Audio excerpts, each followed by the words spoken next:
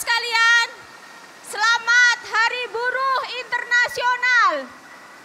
Saya Jumisi, Deputi Bidang Perempuan Partai Buruh dan juga Ketua Bidang Politik Konfederasi Persatuan Buruh Indonesia. Hari ini mengucapkan selamat Hari Buruh Internasional untuk seluruh buruh yang ada di Indonesia. Kawan-kawan sekalian, kita tahu bahwa buruh perempuan di seluruh Indonesia hari ini masih menjadi korban diskriminasi dan kekerasan di tempat kerja. Kita tahu banyak buruh perempuan yang saat ini juga masuk dalam sektor kerja informal menjadi korban dari fleksibilitas tenaga kerja yang dilegalkan oleh Undang-Undang Omnibus Law Cipta Kerja.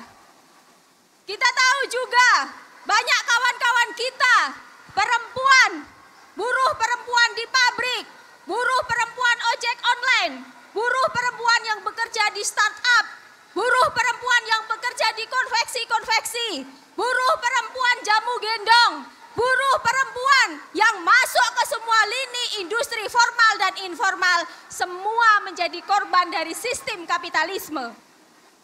Kita tahu bahwa negara kita tidak dan belum memberi ruang bagi kita perempuan untuk duduk sama rendah, berdiri sama tinggi.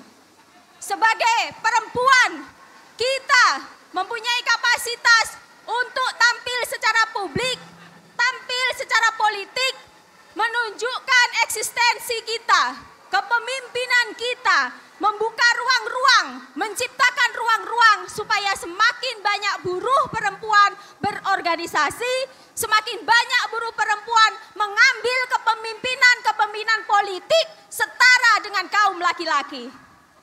Di DPR sana banyak ruang diciptakan, tetapi kita sebagai partai buruh belum ada. Oleh karena itu, regulasi yang keluar belum sepenuhnya berpihak kepada kaum perempuan. Cita-cita partai buruh adalah memasukkan kader-kader perempuan terbaiknya di dalam parlemen sana supaya kita bisa mengintervensi kebijakan, supaya tidak ada regulasi yang mendiskriminasi kita sebagai perempuan.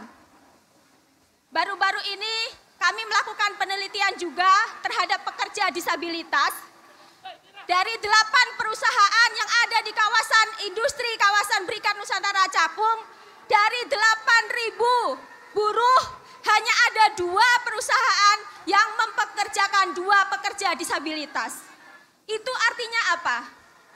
Artinya negara kita juga belum memfasilitasi bagaimana kelompok rentan pekerja disabilitas masuk dalam dunia kerja. Baik di sektor formal, di sektor pemerintahan, pada kementerian, pada BUMN, belum semua menerapkan 1% untuk pekerja disabilitas masuk dalam dunia kerja. Apalagi jika perusahaan-perusahaan swasta.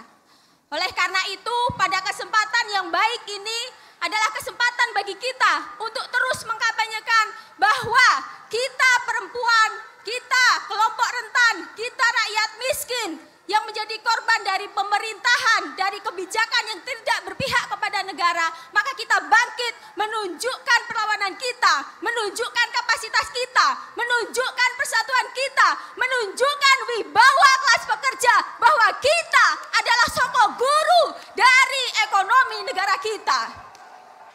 Kita adalah kelas pekerja, kita yang menggerakkan roda ekonomi di negara kita. Kita adalah kelas pekerja yang akan sanggup untuk menggantikan pemerintahan yang tidak berpihak kepada kita. We are the working class. Karena kita adalah kelas pekerja, maka kita mempunyai kapasitas untuk berhadapan langsung dengan pemilik modal. Karena tanpa tangan-tangan kelas pekerja, tidak akan ada gedung yang tinggi, tidak akan ada kantor-kantor yang megah, tidak akan ada sistem pemerintahan. Tanpa kerja-kerja kelas pekerja, maka ekonomi tidak akan berjalan. 2 pesan yang ingin saya sampaikan kepada publik, juga terkait bahwa pemerintah harus segera meratifikasi Konvensi ILO 190 tentang stop penghapusan dan kekerasan di dunia kerja. pekerja. Yang kedua juga, pemerintah harus segera membahas dan mengesahkan rancangan undang-undang perlindungan pekerja rumah tangga karena sudah 18 tahun mangkrak di negara kita. Terima kasih kawan-kawan. Selamat Hari Buruh. Hidup buruh. Hidup buruh. Hidup buruh. Hidup buruh. Terima kasih, selamat siang.